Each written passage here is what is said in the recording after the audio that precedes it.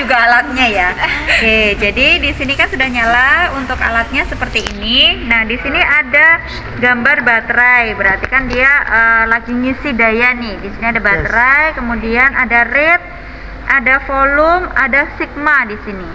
Untuk yang rate ini adalah nanti yang akan kita setting berapa tetes per menitnya. Di sini tertulis 1 yang rate. Kemudian yang volume atau volume total di sini adalah volume total yang kita masukkan atau kebutuhan cairannya pasien berapa. Ya, itu volume totalnya. Di sini tertulis 100 mili. Kemudian di sini ada sigma. Sigma itu kan jumlah ya. Jumlah berarti jumlah mili yang sudah masuk ke pasien. Nah, di sini 0 berarti memang belum ada yang masuk ke pasien. Cairan yang belum masuk cairannya belum ada yang masuk ke pasien. Gitu. Oke, kemudian kita akan men-settingnya. Cara di sini kan ada banyak nih tombolnya. Ada stop, ada set, ada start, ada clear, ada select dan juga ada power. Nah, kita setting dulu nih. Setting ini ya. Nah, kita setting. Yang mau kita setting apa? Biasanya akan berkedip-kedip. Ini kebetulan yang kita setting pertama adalah rate-nya, dia kedip-kedip. Berarti dia yang bisa kita ubah. Ngubahnya gimana? Nah, di sini udah ada tulisannya 100, 10, 1. Berarti ini kan ratusan, ini 10-an, ini satuannya. Misalkan berapa ya? 18 tetes. 18 tetes per menit gitu ya. 18 tetes per menit misalkan. Ya udah kita berarti 11 kita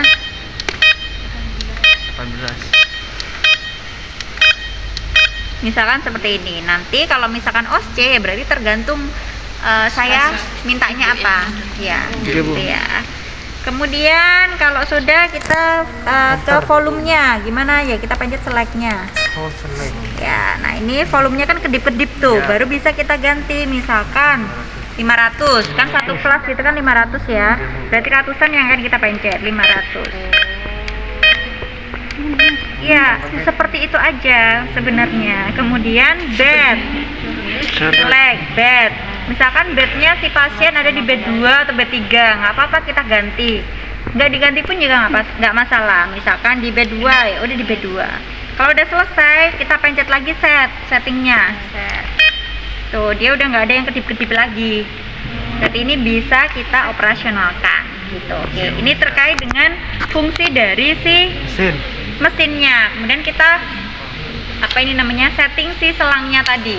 Oke, jadi si fungsi dari ini tadi boleh kita setting di ruang perawat, boleh di samping pasien juga boleh ya, karena kan hanya men-setting terkait dengan rate atau berapa tetes per menitnya dan volume yang dibutuhkan atau kebutuhan cairannya saja yang kita setting. Oke, kemudian kita settingnya adalah di sini ada sensor drip ya. Jadi di setiap infus pump pasti akan ada sensor dripnya. Di sensor drip ini fungsinya kan dia untuk memastikan si infus ini atau cairan ini menetes. Berarti kan kita pasangkannya adalah di sini. Oke. Pastikan kalau si mesin ini atau sensor drip ini bisa mendeteksi tetesannya. Berarti kan masangnya itu di tengah-tengahnya cairan menetes, bukan di bawah sini. Berarti kan nggak kelihatan nih sensornya. Atau malah di atas sini buat apa gitu ya. Jadi tetap di sini. Nanti di sininya akan ada lampunya, sensornya ya. Oh ya, kalian sudah tahu warna hijau. Berarti iya itu sensornya. Nah, kalau sudah terpasang, kemudian kita pasang selangnya. Kita buka dulu door-nya, pintunya. Ini ya, pintunya. Sebenarnya infus pump itu biasanya sudah tertancap di ini namanya? Tiangnya. Ya, tapi sulit ini, saya nggak bisa. Jadi butuh alat gitu ya, kunci Inggris atau apalah itu namanya.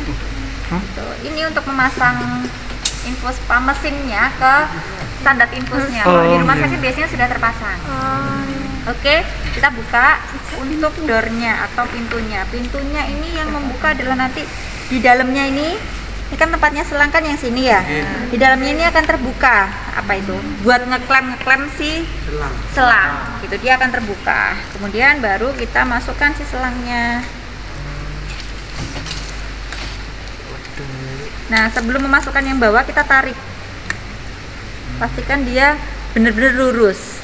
Kemudian baru kita klem, kita tutup. Kalau ini sudah terpasang dengan benar, seharusnya saat kita buka klemnya yang ini, dia tidak akan ada yang mengalir atau menetes karena sudah diklem oleh si infusnya ini. Kalau dia masih menetes, berarti di sini belum terklem dengan benar, belum terpasang dengan benar di pintunya. Oke. Kalau nggak ada yang udah menetes, berarti kan dia sudah terpasang dengan benar ya. Dia sudah terklem. Fungsinya si infus ini, dia akan mengatur tetesannya itu mau berapa, gitu. Oke. Setelah itu, kalau sudah terpasang ini, udah langsung aja kita pencet tombol start. Udah, ini dia sudah bekerja si mesin infus pumpnya ini, dia sudah bekerja. Ya, just like that ya. Jadi gampang kan ya. Seharusnya nanti waktu OSC dia juga sudah pinter ya. Jadi dia bisa mendeteksi kesalahan atau bukan kesalahan, error apa yang terjadi di mesin itu atau di infusnya. Misalnya nih, kalau si mesin ini dia ada banyak 1, 2, 3, 4, 5, 6, 7, 8, 9, ada 10 keeroran. Jadi silahkan nanti dibaca. Setiap infus pump itu macam-macam dia bentuknya, tapi yang pasti akan ada itu adalah 6 fungsi atau 6 error ya. Yang pertama itu error karena air bubble atau ada udara. Nah, ini juga ada nih air bubble di sini. Kemudian ada occlusion atau karena sumbatan. Entah kalau occlusion biasanya sumbatan karena selangnya, apakah dia masih diklem. Misalkan klemnya ini kan di atas ya, kalau klemnya di bawah sini kemungkinan masih diklem. Berarti kan si infus pump ini kan dia sebenarnya sudah ngeklem, sudah mengatur, tapi ternyata yang bawah masih diklem, kan nggak bisa dia gitu. Kemudian atau mungkin selangnya terteku pasien begitu, atau mungkin karena ada sumbatan karena apa ini namanya, darahnya tadi gitu ya, yang menggumpal misalkan seperti itu. Kemudian ada finish, ada yang bilangnya finish, ada yang bilangnya komplit, juga ada apa namanya keerrorannya yang selanjutnya. Jadi kalau finish atau komplit itu berarti settingan dari 500 total total cairan 500 ini sudah menetes 18 tetes per menit ke pasien dan sudah selesai. Itu berarti nanti alarmnya akan bunyi kalau dia udah finish, sudah selesai nih fungsinya si ini. Nah, dia si infus pump ini akan manggil perawatnya dengan alarmnya dia gitu. Titit ya, betul seperti itu. Kemudian ada lagi nih, di sini ada baterai M-type. Jadi kalau baterainya habis, kemudian di sini juga ada di mesin ini ada error 1, error 2, error 3, error 4, error 5. Masing-masing mesin sekali lagi akan berbeda-beda. Tapi tenang aja, di mesinnya ini juga dia akan muncul di layarnya kalau ada error. Misalkan errornya ada udara, di sini akan ada muncul air gitu. Ya, begitu. Jadi dia udah nggak perlu bingung, maksudnya dia alarmnya berbunyi, ini berbunyi karena apa, kita harus ngecek satu-satu ini enggak, tapi dia sudah ada karena apa bunyinya gitu, atau karena pintunya terbuka, nah dia pasti akan berbunyi begitu, dan lain sebagainya bisa dibaca di sini ya. Nah, contohnya kalau berbunyi itu misalkan seperti ini saya buka ya, seperti itu.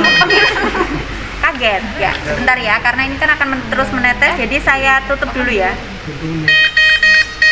Oke, dia tertutup pun dia akan ada sensornya juga, error 4. Oke, pintunya saya buka, dia error 4 ya. Jadi seperti ini, dia akan berbunyi ya, alarmnya. Yang kita lakukan apa kalau berbunyi di pasien, kan biasanya bingung ya, pasiennya kan gelisah, kenapa nih kok bunyi, perawat lah. Kita datang, kita matikan dulu si alarmnya, kita stop ya, dia akan berhenti berbunyi. Kemudian kita lihat, tadi kan sudah kita lihat errornya adalah error 4. Error 4 di sini adalah karena pintunya terbuka. Berarti yang harus kita lakukan setelah di stop, pintunya kita tutup, ininya kita lihat lagi, Sudah, kemudian kita start lagi. Udah. Dia sudah kembali ke fungsi normalnya. Nah, ini kebetulan sigma.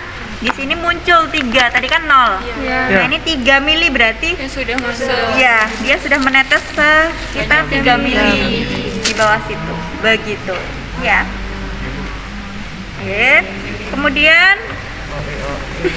ini clear atau silentnya alarm tadi bisa kita pencet. Jadi ini untuk apa ini tadi? Alarmnya tadi ya, kita matikan alarmnya bisa lewat situ. Kemudian ini juga bisa untuk mengclearkan ini sigma. Clear itu bisa mengclearkan sigma. Kenapa kok fungsinya buat apa kita mengclearkan sigma? Bisa jadi yang pertama adalah dengan settingan yang sama seperti ini dengan 18 kali per menit dan jumlah volumenya 500 misalnya. Ternyata kita butuh infus yang berbeda. Gitu. Misalkan yang awalnya ini apa nih? Apa? Kelihatan nggak nih? NaCl. Misalkan awalnya di apa namanya? Di ordernya dari dokternya misalkan NaCl, ternyata butuh apa namanya? Misalkan besoknya butuhnya RL5 atau RL. Nah, itu boleh kita nolkan. Nolkan lagi berarti kan kita tahu berapa cairan yang baru yang masuk itu berapa. Begitu, bisa kita nolkan dari yang clear tadi. Jadi clear ini adalah bukan kembali ke nol semua, tapi yang nol adalah sigma saja atau jumlah yang sudah masuk. Gitu. Oke. Dari sini ada yang mau ditanyakan? Tidak ada? Hah? Cukup jelas? Oke, kalau jelas berarti ini saya rakitannya saya buka semua ya. Kita lanjut ke bedside monitor. Tapi setelah ini kalian wajib untuk mencoba observasi. Oke, jadi biasanya butuh observasi yang intensif. Dalam misalnya 30 menit harus diobservasi atau dalam misalkan 15 menit, 10 menit seperti itu. Nah, kalau dalam waktu 10 menit si perawat harus bolak-balik masang ECG lagi, harus masang tensi, itu kan lama. Jadi kita dibantu oleh alat ini untuk observasinya. Sehingga si alat ini juga bisa merekam untuk berapa saja tadi hasilnya itu bisa terekam oleh alat ini. Gitu.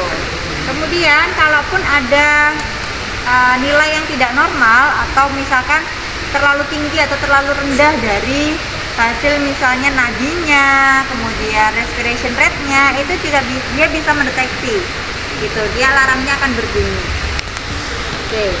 Kemudian ini adalah alatnya ya, bedside monitornya. Nah, ini ada beberapa yang harus dikaitkan, yang harus ditancapkan dengan si bedside monitornya. Kan EKG.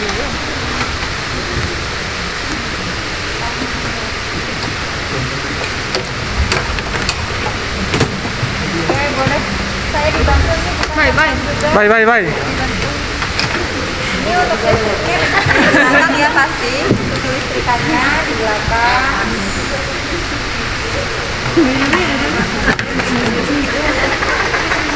Kenapa?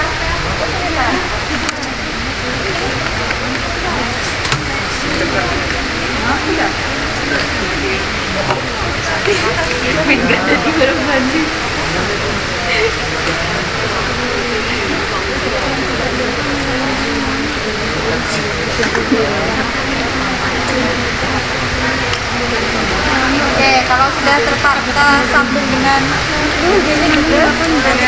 sambung dengan ini listrik, dia akan nyala. Ya. Oh iya, saya tadi lupa menjelaskan. Infus pump ini ada yang bisa dicas, kemudian nggak perlu ditancapkan listrik, ada yang harus selalu nancap listrik. Tapi kebetulan kita punya ini sebenarnya dia bisa nggak harus ditancapkan listrik, tapi dia udah low bed gitu ya. Jadi sebentar dia udah mati lagi. Jadi makanya saya mintanya langsung dipasang. Ini pun juga sama, karena mungkin sudah lama gitu ya dan terus digunakan dengan alat ini.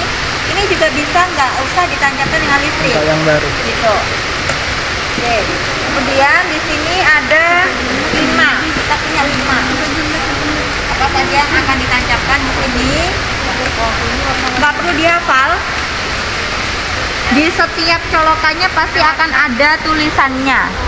Oke, jadi yang pertama ini di sini ada T1, berarti kan T itu kan temperatur ya atau suhu. Kemudian di sini ada ECG, berarti ini tanjakan untuk ECG, ini untuk blood pressure, kemudian ini untuk SpO2.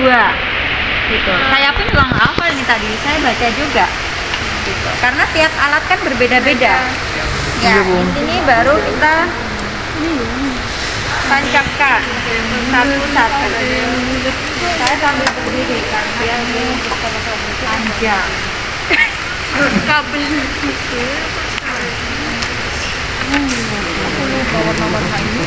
Boleh dibantu, Bu? bukan ini bukan saya. Bukan ini. Jangan. Oh iya itu. Ada apa? Kok enak gini? Oh, udah tinggal di semua.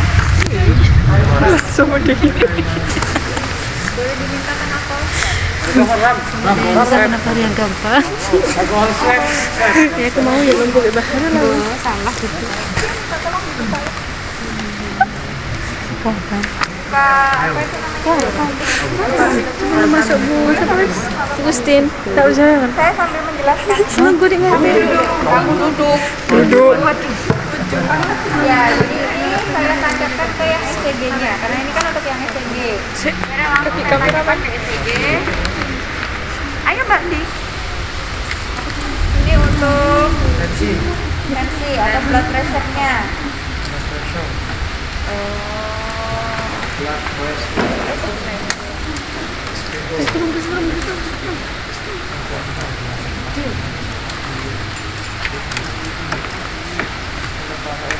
Mana tadi yang blood pressure?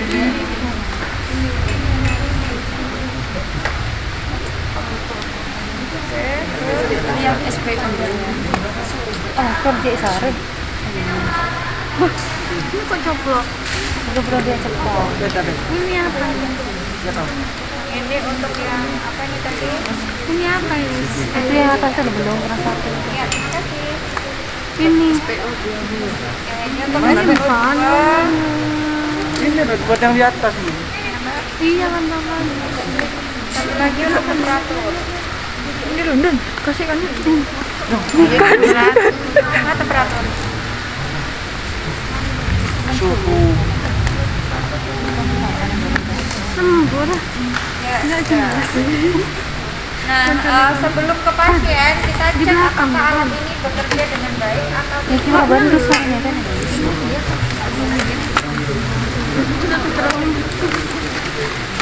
Ono tulisannya. Jadi kita nyalakan dulu. Nyalakan power. Yang di belakang kelihatan. Terus mana? Kepalamu jangan ke sana-sana.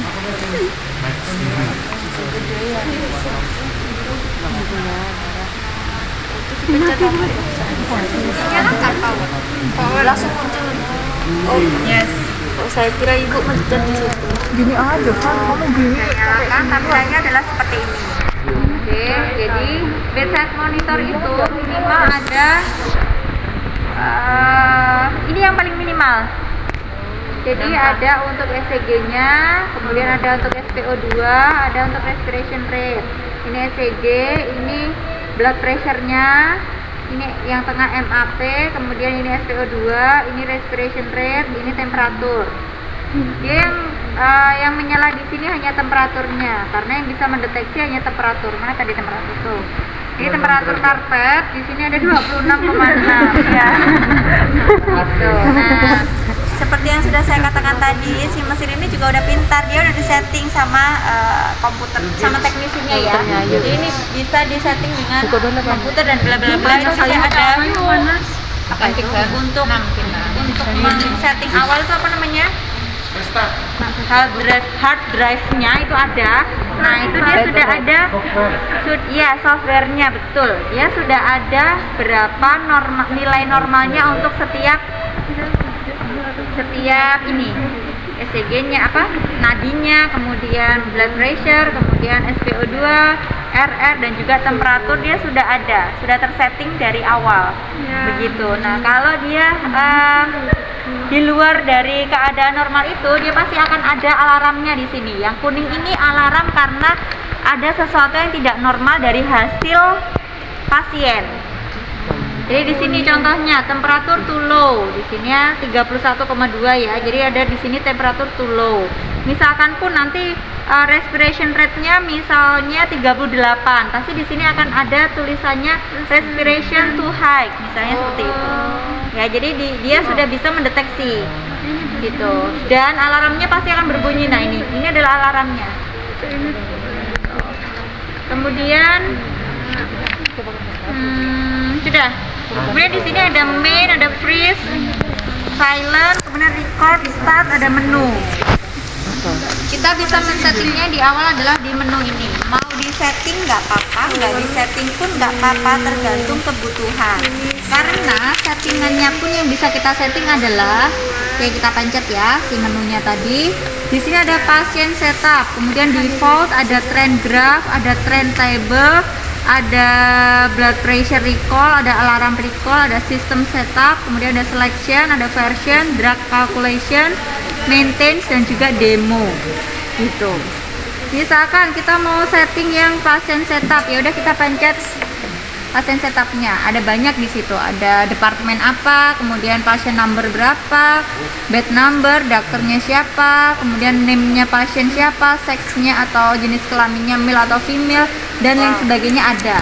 Misalkan kita mau setting yang pertama dulu, departemen ya. Misalkan departemennya ada yang di ICU, misalkan ada yang di CVCU, ya udah kita setting. Misalkan itu udah ICU ya, berarti kita delete dulu. Ya, ini masih manual, jadi dia diputar, kita klik, diputar, kita klik, seperti itu ya. Digeser seperti itu. ICU. Ada juga sekarang yang sudah touchscreen. Oke, gitu. Yang touchscreen juga gampang kan tinggal. Kemudian ada yang patient number. Ini berarti gelangnya pasien tuh nomor registrasi pasien. Kemudian ini bed numbernya, boleh diisi boleh enggak, terserah. Dokternya siapa dan bla bla bla, mau diisi atau enggak terserah. Kalau seksnya ini female atau male aja pilihannya ya, nggak ada yang lain. Kemudian untuk patient type-nya di sini ada pediatrik, ada neonatus, ada adult. Jadi nggak bisa diganti. Misalkan kita mau yang neonatus, ya udah neonatus. Ntar nanti kan pasiennya adult ya, ya udah adult. Kemudian ada admit, berarti dia kapan masuknya, kemudian ini birth-nya, kapan dia lahir, ini berapa tingginya, ini berapa senti, berapa beratnya, kemudian blood type-nya gitu. Oke, kalau misalkan new patient berarti ini kita pencet dia udah semuanya nggak ada. Oke, misalkan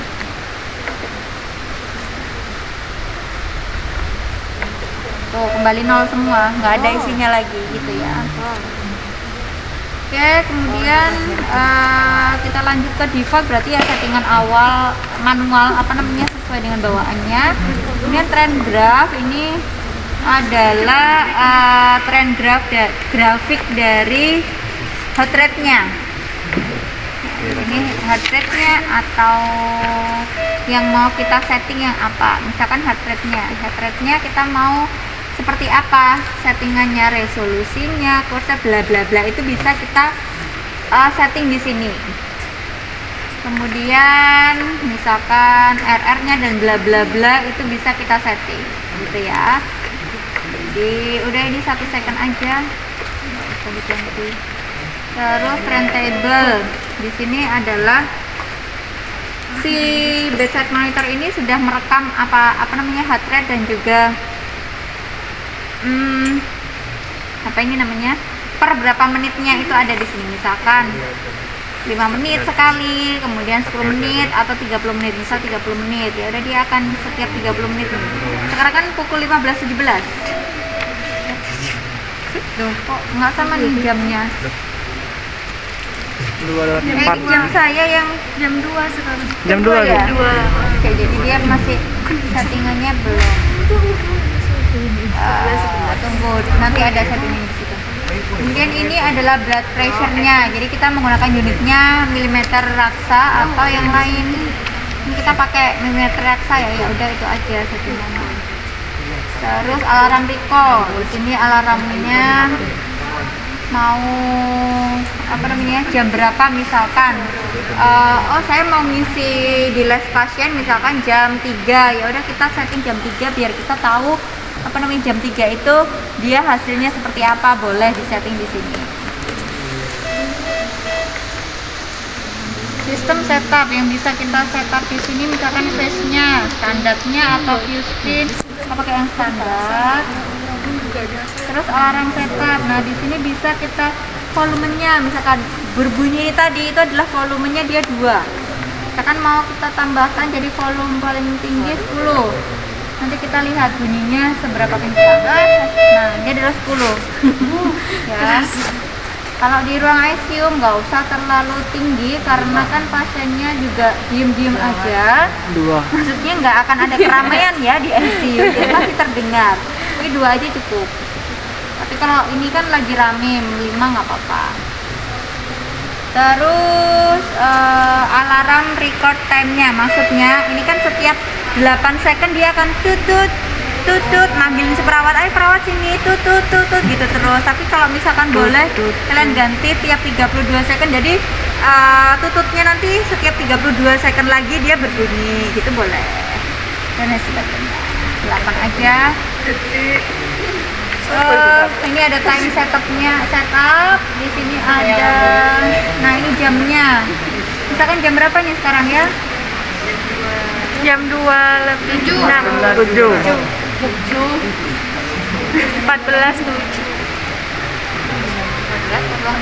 Iya. Oke, misalkan seperti ini. Jadi dia apa namanya? Ya, di sini ada no pulse. Apa? Ini Bu, Ya, berarti anak. nggak ada. Gitu ya. Oh, sana anak Oke, dan lain sebagainya. Ini nggak perlu drug selection calculation, nggak perlu karena kita kan sudah ada untuk apa namanya hearing pump ya, jadi nggak usah. Mesin ini sebenarnya bisa digunakan untuk itu, tapi nggak usah juga nggak apa-apa.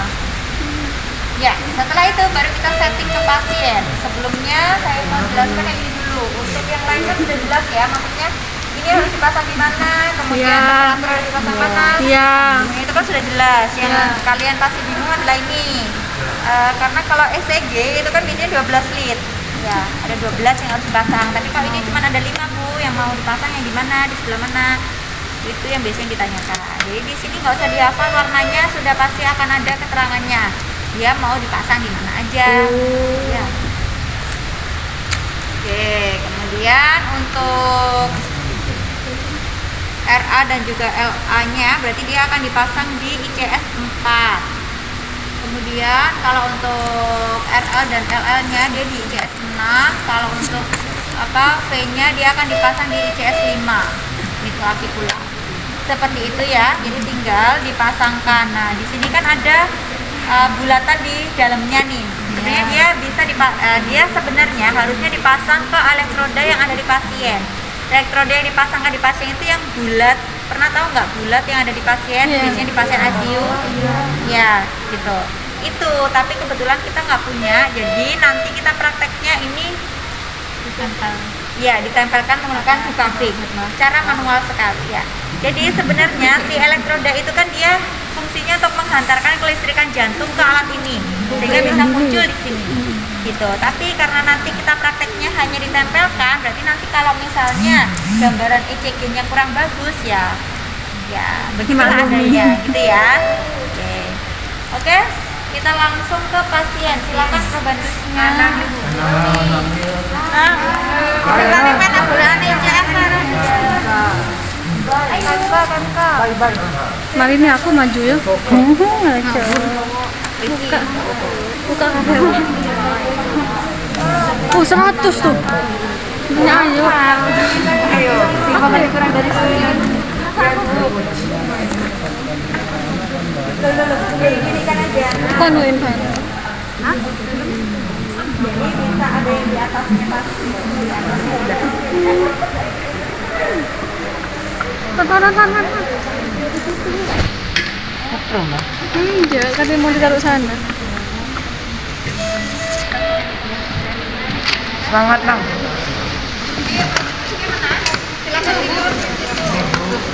Jangan ada yang maju dah, Dek. Biar dah, Dek. Nak Rama. Yuk, kan videografer maju video tempatnya ICS.